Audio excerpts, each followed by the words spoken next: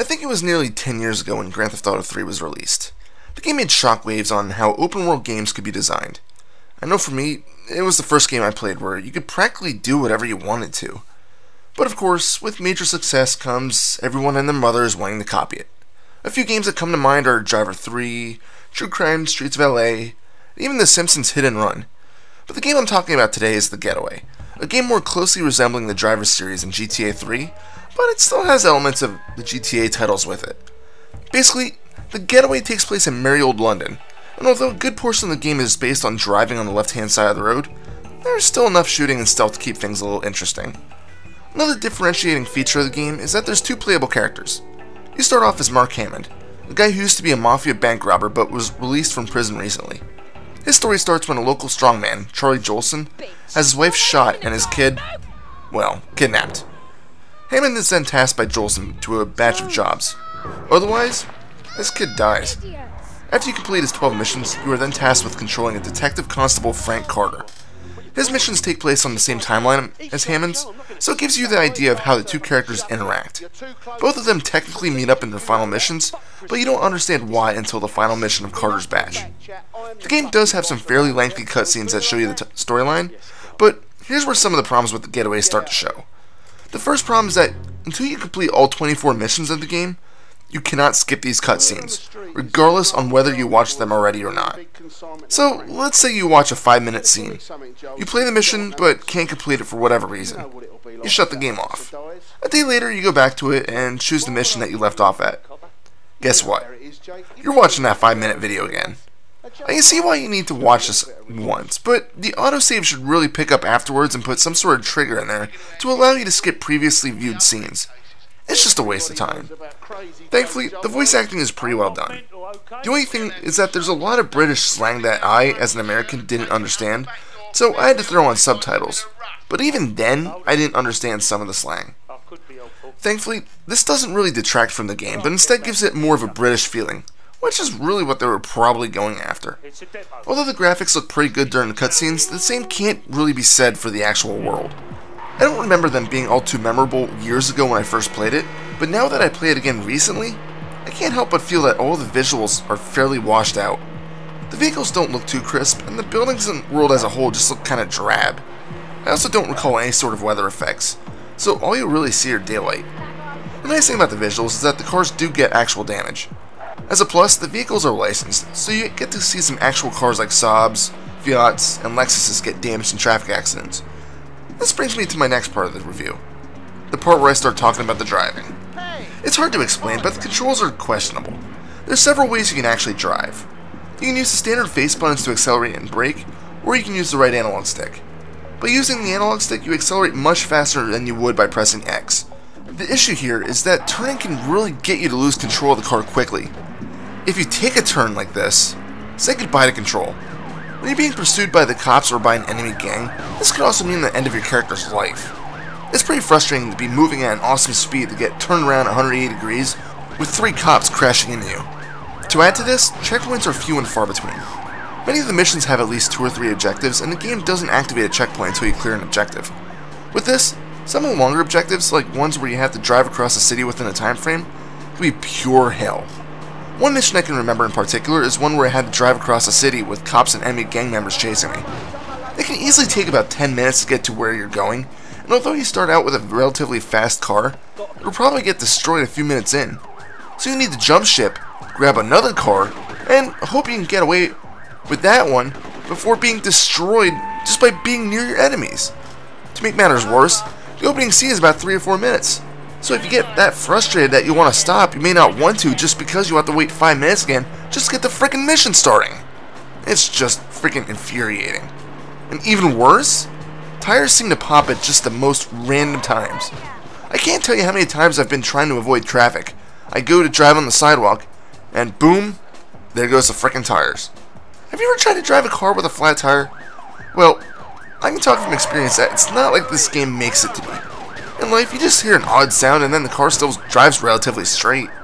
Well, in The Getaway, your car starts veering to the side every time, so it's impossible to drive straight. Add in traffic and you're just going to have to switch cars. And that's another thing that pisses me off. Hammond and Carter have access to guns. So why can the enemy gang members fire at you at drive-by style, but you can't do anything to protect yourself? The most you can do is slam into the cars and hope you get them slammed into a pole or traffic and you don't. Or you can hop out of the car and attempt to attack them, but by the time they're dead, you'll probably see some backup coming towards you. Of course, either way is a venture all in itself. If you're slamming into enemies, it's a risk of who's really going to lose control of the vehicle. If you hop out of your car, who's going to die first, your enemies or you? Alright, I'm going to move on for a bit. When in the driving parts of the game, you'll notice that there's no map. In fact, there's no HUD at all. So how the hell do you know where you're supposed to go? It's actually fairly simple. You just follow the turn signals. It will flash slowly when a turn is coming up, but as you get closer, it'll start flashing like one of the bulbs when the car has gone out. You know what I mean, so I'm not going to describe it. Anyway, if you miss the turn, it'll do one of two things. It'll either keep blinking in the same direction, marking a new turn that you can make, or it'll suddenly switch to the other side of the car, indicating that you should turn the fuck around before you waste more time. It's a nice system, but in smaller alleys and areas with a lot of turns, it can actually be more confusing than it should be. The turn signal may start blinking, but as soon as you turn onto the road, it may start blinking rapidly in the other direction, denoting that you should be making a U-turn. These are some serious where the fuck do I go moments. But now let me say something else about these blinkers. You found out because of this system, you get to play as that guy who makes a turn then leaves his turn signals on for 5 miles. Unless you're playing in free mode, there's no way to manually turn on or off the signals. So yeah, you're that douchebag that everyone behind him is asking, when the fuck is this guy turning? One last thing before I go off onto the foot stuff. Although, this is also pertinent to that. You can't do anything with the camera controls. That means no rotating, no zooming, or no angle changes. Nothing. Trying to figure out if the turn coming up is actually an area you can go into? Tough shit. You'll just have to get close and look with your car. Although this isn't as bad while driving, it's really frustrating when on foot. Okay, let's move on to the combat and outside of the car stuff. Your characters each have a pistol, but you do have a limited amount of ammo. Sadly, since there's no counters or anything on the screen, it's impossible to know when you're about to run out, other than a very small vibrate setting. All this is that the controller vibrates when you're almost out of ammo, as in maybe 2 or 3 bullets left. Thankfully, you can pick up ammo and other weapons from dropped goons. I'm not exactly sure how the game figures out your pistol ammo though, because you can only pick up a pistol when you only have one in your hand. If you already have 2 equipped, you can only drop it when it's out. Isn't that a bit weird? You can still reload, so why can't you pick up extra mags? You'd think the game would allow you to, so that you don't have to run so freaking close on ammo just to have to backtrack to grab another pistol and magically be refreshed with ammo. The same applies for other weapons you pick up, such as the AK-47 and shotgun. You don't reload it. Instead, you just drop the gun and hope you can find another one. Maybe it's me, but this just feels stupid. Allow me to pick up some extra ammo and just reload the weapon. If Hammond is a bank robber and Carter is a cop, I'm pretty sure they know how to reload different guns. So you can't use the excuse of, these characters don't have the weapon knowledge on me. It's bullshit. Also, another problem with combat is that the way your characters shoot, you're just so freaking inaccurate. Your characters don't aim. Instead, they just point and shoot. That's fine with Hammond, but come on. Carter is a fucking cop, and has probably been through a firing range or 2. If not, his unit really needs to undergo some serious training. You can press R2 to aim a bit better, but it really doesn't do shit. Thankfully, you can press R1 to auto-aim at enemies, but you'll probably still waste a ton of ammo just trying to hit them. So let's recap here. You can't reload weapons other than the pistols, but even so, you can't pick up extra ammo without picking up a brand new weapon. You press R1 to automatically choose a target, or R2 to attempt to fire whenever you want. Finally, you press square to actually shoot the gun. Oh, and keep in mind that when one of your targets is dead, when you need to change to a new one, that it's not automatically done, but instead you press R1 again. Yeah, the whole situation is just freaking awkward.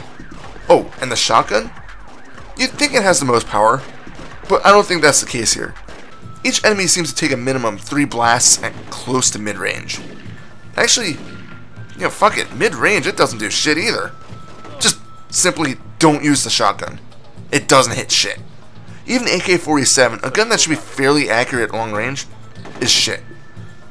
So I guess what I'm saying is that you shouldn't engage enemies at long range unless you absolutely need to. Of course, this isn't avoidable all the time. During the one mission that you play as Carter, you are tasked with quelling a riot, You know what this means? Kill everyone. Seriously. What the fuck? Since when is a riot stopped by killing the people involved? Granted, these guys are approaching you with guns drawn, but whatever happened to tear gas and high-powered water jets? Man, if this is the way that Britain stops riots, I'm never freaking going there, just in case I get caught in a freaking riot. So let's say you get hurt, because you will do the accuracy issues of the weapons. There's no health packs or anything like that to heal you. So how does it work? I'll just save you the time of guessing, because it makes no sense. You approach a wall, and watch as the character leans against it to watch the bloodstains disappear. How the fuck does that work? So let me get this straight. If I ever get shot repeatedly, I just need to lean up against the wall and they magically disappear. Well, that's good to know. I think. I bitch a lot, but the combat is actually kind of fun once you get past the quirks of it. At least, it's fun for a while, but then it starts getting boring because when you progress to the later missions, you'll be doing a lot of shoot enemies, lean up against a wall, wait a few minutes, repeat. It breaks the rhythm of the game, and you may end up spending more time using a wall as a support than actually shooting the bad guys. There's also a few stealth parts that you must partake in, but thankfully there's not a ton of them. The worst is either when you're busting out of the Jolson factory or when you're busting in the Jolson mansion. The factory is game over if you get caught, whereas the Jolson mansion is almost like a Tomb Raider game where you have to avoid traps but still shoot the thugs. I guess that's not really stealth, but fuck it. It's still a part of the game where you're questioning why it's there. I think that's really all I have for the Getaway. To be honest, it's not a horrible game, but I think they should have either focused solely on the driving parts or polished the gunfighting a bit more.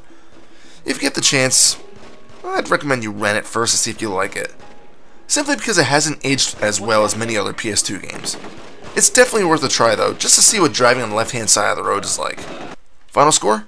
5 out of 10. This is Reaper. Happy fragging.